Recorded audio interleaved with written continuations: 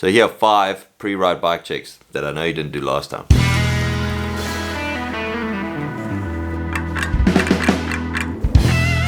So outside of lubing your chain and making sure your tire pressure is all good, there's a few other little things that people always forget about when they're getting ready for a ride. These are things that's only going to take you a couple minutes to check, but they're really going to increase the longevity of your bike and make sure you come home in one piece.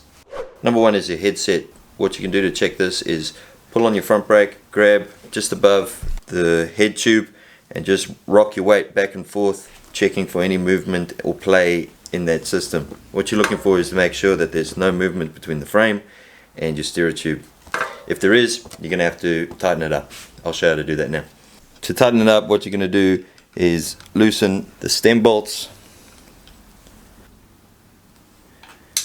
tighten your top cap a couple turns, not too tight but tight enough that it compresses everything nicely there, but you can still move the steerer, and then simply tighten up your stem bolts again, making sure that your handlebars are nice and straight, and then loosen your top cap ever so slightly,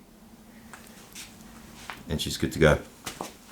Next, you want to check your cranks, bottom bracket, and your pedals. This is something that's often overlooked but can really cause you some harm, not only on the ride when you're going, but in the long run.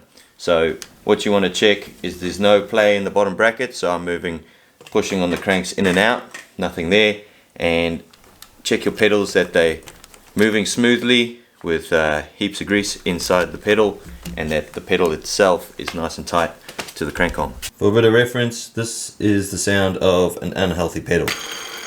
There's no grease inside here, and there's heaps of play and movement in the bearings. This pedal does need to come off and get a full overhaul, which we can do in a different video. Another easy one is checking that your axles are tightened up properly and aligned like they should. I know this sounds really simple, but I see it quite often that people take the wheel off and don't put it back correctly or don't put it up tight enough. So when I'm putting on the back wheel, I like to make sure, number 1, that I've shifted right down into my smallest cog, and then number 2, I actually do it with the bike the right way up. That way, when I put the wheel in, I can put pressure on the frame, and that'll seat the axle perfectly where it needs to be. With through axles, when you tighten them up, you want them loose enough that you can still do them up with one hand, but when you do, it leaves a little imprint in the palm of your hand.